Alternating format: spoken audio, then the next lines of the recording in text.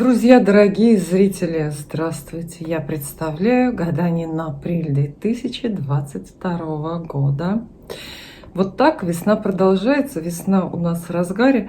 Прежде всего, я хочу пожелать вам всем счастливого апреля, доброго апреля, чтобы любовь у вас была, чтобы работа спорилась, ну и денег, конечно, побольше. У нас вот такие вот карты сегодня, Таро оппозиции. Интересны они тем, что здесь на картиночках изображены не только прямые значения карт, но и перевернутые. Иногда туда заглядывать бывает тоже интересно. Чем интересен апрель с астрологической точки зрения? Целых 2 новолуния в одном месяце, представляете? Это довольно редко бывает. Новая луна родится в апреле 1 числа и 30 числа. Причем 30 числа это новолуние придет к нам вместе с частным солнечным затмением. Ну, знаете, бывает такое солнечное затмение. Это когда Луна становится на одну ось с Солнцем и закрывает оное от нас частично или полностью, ну, совсем ненадолго.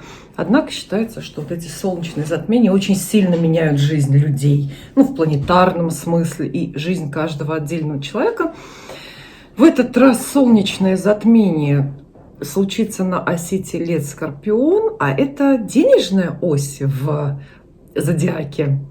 Поэтому перемены конца апреля затронут наши деньги, наши финансы, поменяют историю с доходами и расходами, хотя, казалось бы, куда уж больше.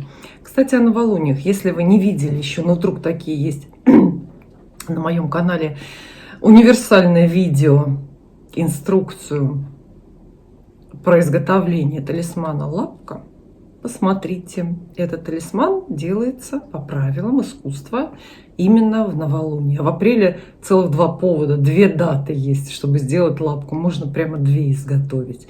Одну черную, одну белую. Посмотрим, что лучше пойдет. Какая лучше пойдет.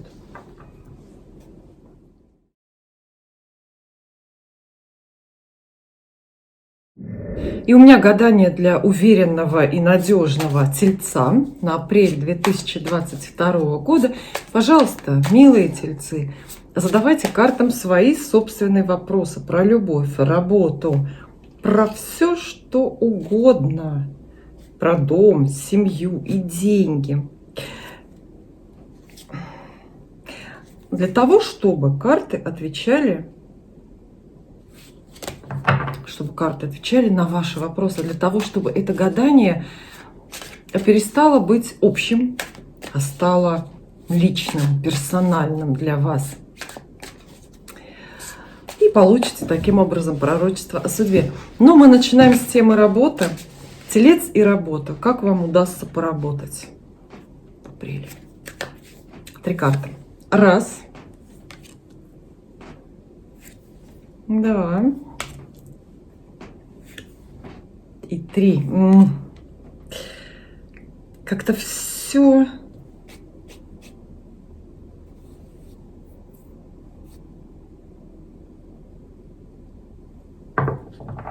важно. Во-первых, все важно. В категории работы тельцам достаются карты Солнца, карта Суд и 8 мечей. И при том, что вот карта Солнца очень-очень счастливая, с нее мы здесь вот начнем. Она говорит, что много будет энергии. В теме работы и бизнеса у вас будет много энергии разной, наверное, созидательной, разрушительной. Определенные перемены вас ждут, наступление ясности, какой-то неожиданной во многих вопросах. Карта Солнца как будто бы заряжает энергией вот это все происходящее. Она говорит, что вы сами будете деятельны и очень активны. Неважно, что вам предстоит, поменять работу или потрудиться там, где вы уже есть. карта Солнца говорит о достаточности ресурсов разных. Ну, например, о достаточных деньгах, чтобы открыть свой бизнес новый или чтобы его продолжить. Она может описывать и приход просто денежных средств. То есть хорошие прибыли, хорошие какие-то заработки. Ну и вообще это счастье, это солнце, восходящее солнце, это заря новой жизни, это новые идеи, свежие, это, например, возможность устроиться на какую-то новую работу, вот абсолютно новую, что называется, с нуля, и вы счастливы, вдыхаете ветер свободы, как это всегда бывает, когда в жизнь приходят какие-то вот такие решительные перемены. Карта Суд здесь есть рядом. Она очень скорая, срочная и, по сути, описывает всегда одно и то же. Приход неожиданного известия, вот максимально неожиданного. Ну, тут связано это именно с вашими деньгами. Новость, которая гремит, раздается над вами, как гром с неба, которая буквально делит вашу финансовую жизнь на до и после. Новость может касаться вашей зарплаты, которую вам неожиданно, например, очень сильно повысят, да, рядом же с Солнцем. И новость, можете спросить, хорошая или плохая, да?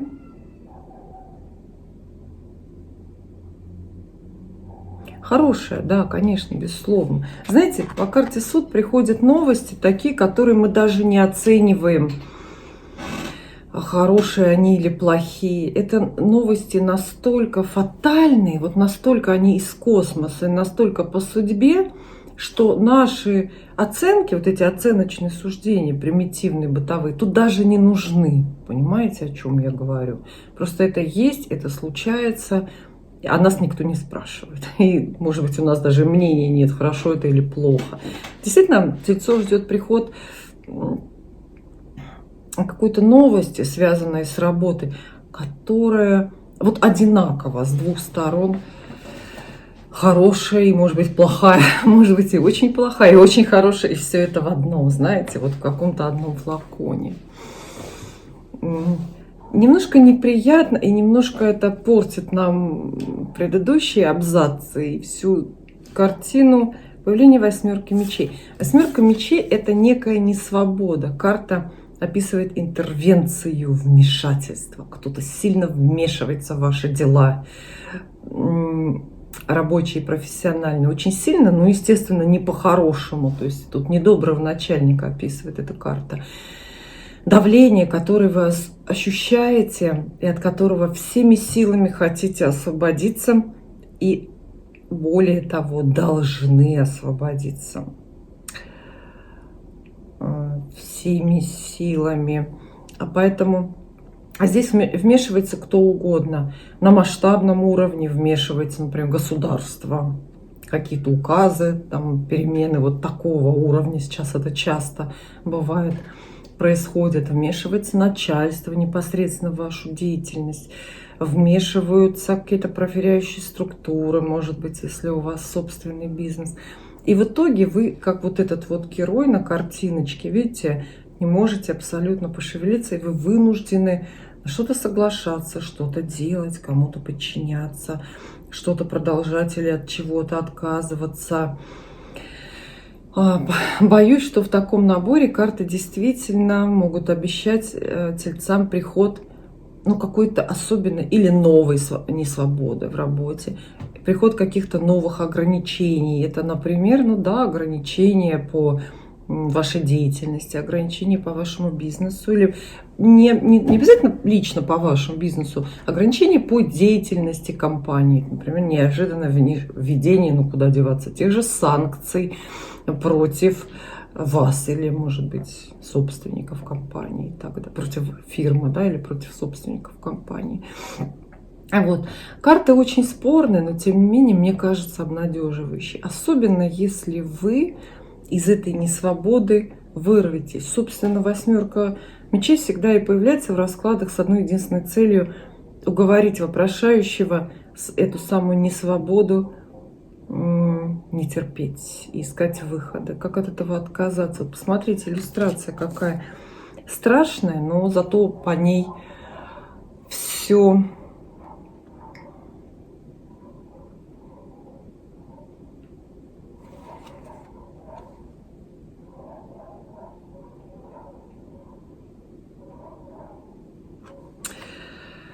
понятно. Это не свобода, видите, от которой можно сбежать и нужно сбежать. Вот здесь наш герой унывает, сидит, не знает, куда ему деваться, он связан. А вот здесь что мы видим? Стульчик-то уже пустой, у вас и след простыл. Очень, конечно, большой уместный вопрос, можно ли с такими картами и нужно ли найти новую работу или открыть собственный бизнес. Ну, начинать инициировать эти процессы точно не нужно. Дождитесь вот того самого суда, судного дня, дождитесь того самого известия,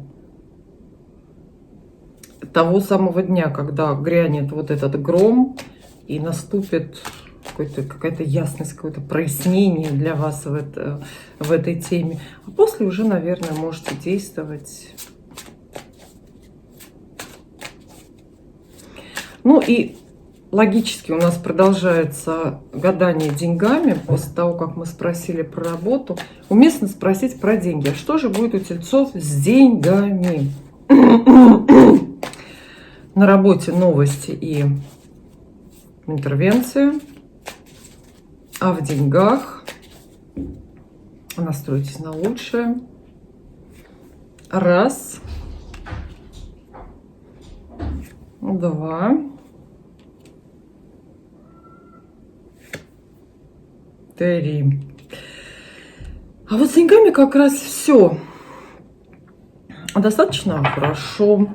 В категории деньги тельцам выпадают паж пентаклей, посланник монет, королева жезлов, очень деятельная, и карта жрица. Все путает и затуманивает. Но начнем с пажа пентаклей. Действительно, эта карта называется второй вестник монет. Вот прям буквально это ее официальное название. И обещает паж пентаклей приход новых доходов, нового денежного ручейка, новый источник доходов откроется. Ну, мне кажется, это самое лучшее. Вообще паж пентаклей это самая лучшая, наверное, денежная карта. Многие карты и масти пентаклей, и некоторые старшие арканы обещают приход денег. Но вот именно паж пентаклей обещает деньги новые, о которых вы пока еще не знаете. И которые вы заранее в своей голове не успели потратить. Понимаете? Да, это может быть и новая зарплата, новый бизнес, доходы от нового бизнеса, доходы из какого-то другого источника. Это идея, где заработать. Это может быть второй заработок, какая-то параллельная работа, совмещение, совместительство, что-то такое. В общем, доходы. Королева жезлов. Непосредственное отношение, кстати, имеет к работе. И вместе карты описывают вот именно доходы от вашей собственной деятельности. То есть здесь не чудо происходит. Это не свалившиеся деньги в виде какого-то подарка судьбы. А вместе карты описывают вашу деятельность, которая приносит доходы, в том числе какие-то доходы новые. И вот здесь мы как раз уже немножко возвращаемся назад, поскольку появляется в этой теме королева жезлов, мы сделаем вывод, что поработать-то как-то эффективно тельцам очень даже удастся. По крайней мере, это королева жезлов вас к этому призывает. Хотите денег? Хотите, чтобы в том числе и новые деньги к вам явились? Действуйте, дерзайте, будьте рациональны, но не будьте жадными. КПД очень большое будет, то есть выхлоп от ваших усилий. Здесь нет пустых усилий, здесь есть такая очень прямая связь между вашими собственными затратами и тем, как это все окупится. Но, судя по всему, ради этих самых денег и новых денег работать придется много, но вы с этим справитесь.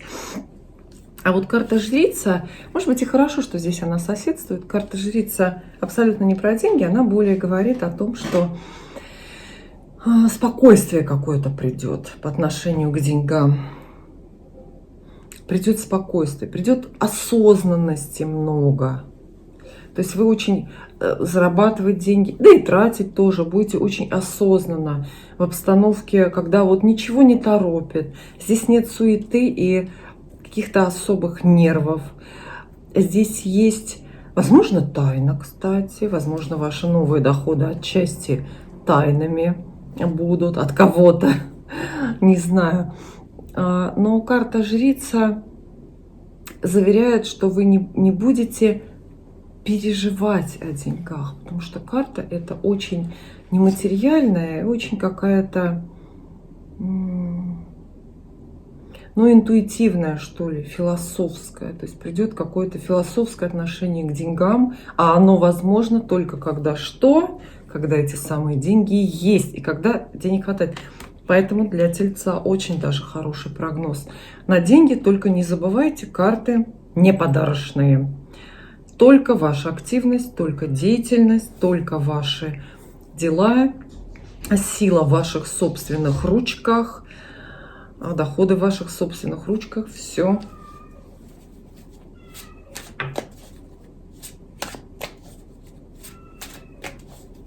Очень жалобно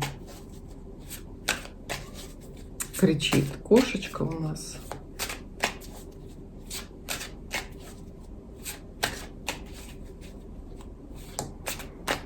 Дальше любовь.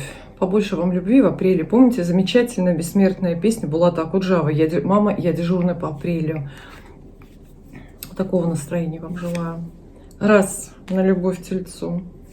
2, 3. Ну тоже что-то такое впечатляющее, непоследовательное, да?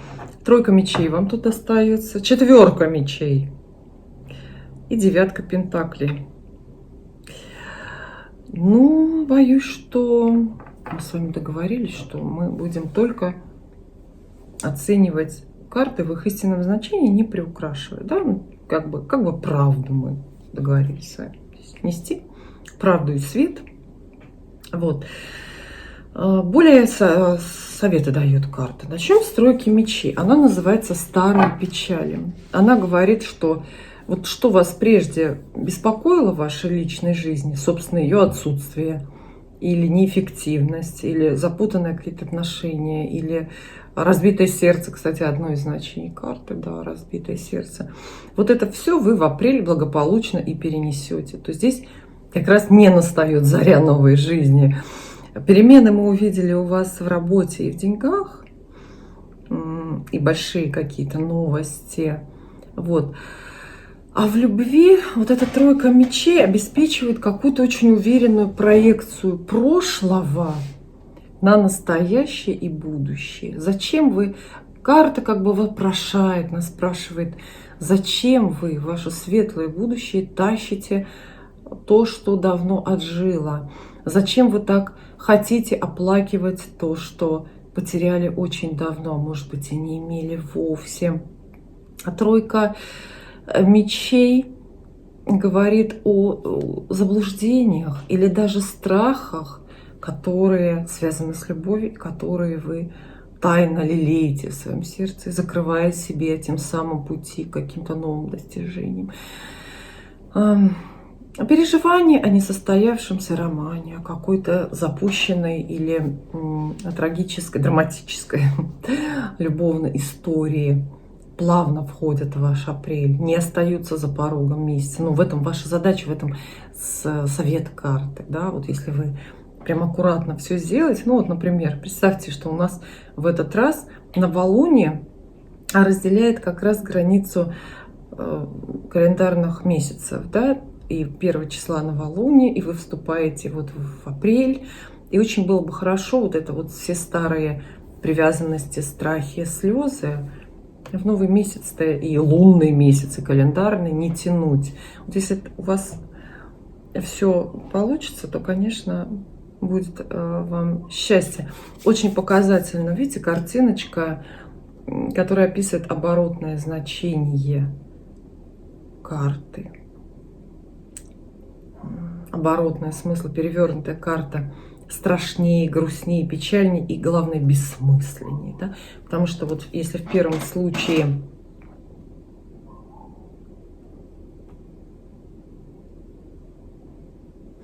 героиня на своей печали,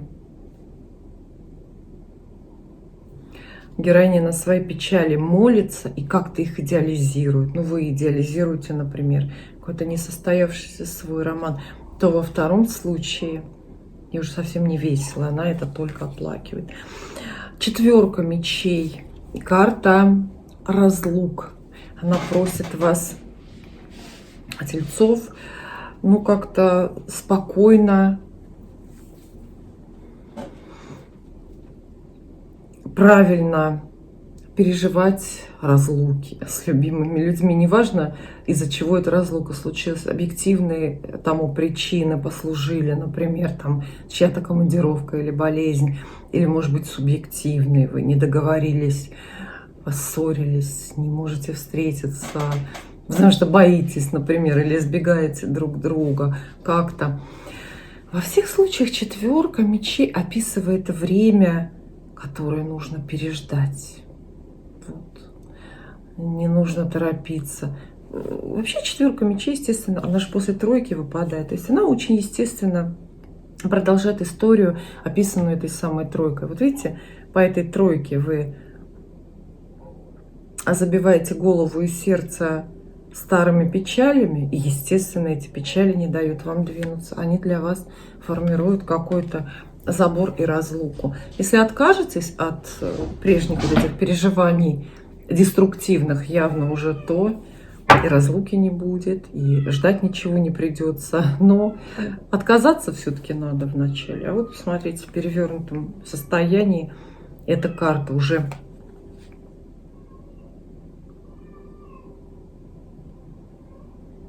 пострашнее. И здесь она описывает другого героя, того, кто не стал ждать, ринулся на подвиги и получил от судьбы по рукам.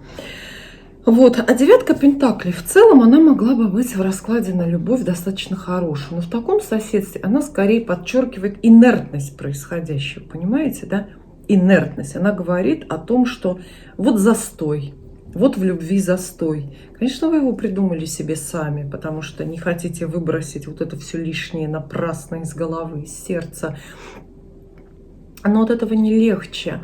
Девятка пентаклей говорит, что в целом романтические отношения, если об этом ваш вопрос, продолжаются и могут продолжаться. Они просто, не меняется их суть, их природа, структура, они не выходят на новый уровень. Они в каком-то таком статичном положении, хотя нет и разрыва. Может быть, для многих это тоже какая-то хорошая новость. И логичный вопрос, можно ли с такими картами рассчитывать на новое знакомство? Довольно сомнительно, я так скажу. Однако, если новые знакомства случатся, то следите за тем, чтобы вы не переносили на нового человека и в ваш новый роман ваши старые эмоции, раны вашего сердца, знаете, потому что люди с каким-то драматическим любовным опытом потом трудно находят личное счастье, потому что закрыты, не доверяют, потому что дуют на воду и с открытым сердцем не могут принимать чувства, а без этого, понимаете, да, вы никуда не двинетесь, и без этого ничего не получится на самом деле. Вот, поэтому скорее гадание полно советами. Если последуете, возможно, все будет по-другому. И следующая тема – это дом, квартира, домашние дела с недвижимостью и вообще семья, ваша частная приватная жизнь, родственники и родственные дела. 3 карты. 1, 2 и 3. А домашние дела тельцам опишут у нас 2 мечей, 2 жезлов, и карта смерти. Определенные перемены ждут вас в домашних делах, причем карта смерть описывает перемены какие-то очень естественные. Но начнем с нее, потому что это старший аркан.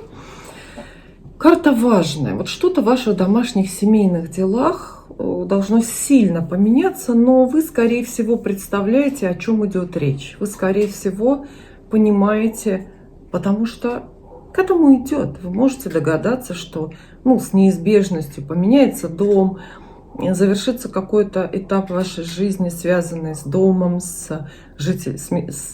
проживанием, например, вашим на определенной улице или в определенной местности. Как определенный этап, да, жизни подходит к концу, и вполне возможно карта смерти описывает прекращение какого-то плана или прекращение пользования, вот в буквальном смысле, какой-то собственностью, недвижимостью, домом, квартирой. Опять же, никаких неожиданностей, я подчеркиваю. Вы прекрасно знаете, о чем идет речь. Если это переезд для вас, он не обязательно грустный. Да? Переезды же бывают очень даже веселыми. Смысл карты достаточно позитивный. Она как бы делит период или делит вашу жизнь на такие вот отрезки, на до и после. То есть в составе семьи могут быть перемены, тоже очень разные. Семья и прибавляется, и убавляется в каком-то смысле. Кто-то уезжает, да, кто-то наоборот приезжает к вам навеки поселиться.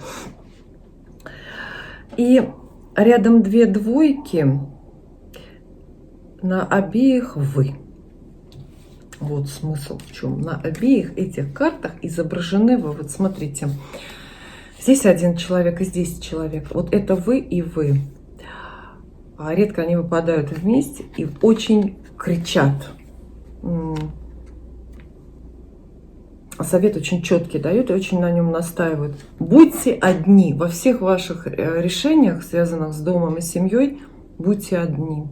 Вот это ваше хваленое или пресловутая автономия воли тельцовская понадобится. Это как раз тот случай, когда вы никого не должны послушать. А лучше даже никому не расскажите. Тельцы ведь самые скрытные люди. Хотите вы что-то сделать с домом, там, в семье, лучше не только не советоваться, ну и даже не рассказать. Вот.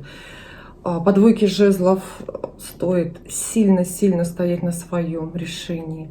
Прям упрямствовать. Хоть это не пентакли, не ваша масть, но она, видите, такого вот упрямого героя всегда описывает, который, несмотря на любые трудности, идет к своим целям, ложным или истинным. Это даже не важно. Двойка мечей еще исключает выбор для вас. Она вам дает очень большие, широкие возможности для выбора. То есть будет большой выбор, связанный с домом, с семьей. Где жить, с кем жить, как жить, на что жить. Вот. Но лучше все-таки не выбрать. Лучше все отложить и позволить событиям идти своим чередом. При этом сохраняя ясный ум и при этом сохраняя какую-то тайну, какую-то приватность в ваших вот этих вот делах. Спасибо. Я желаю вам еще раз самого счастливого апреля. И увидимся.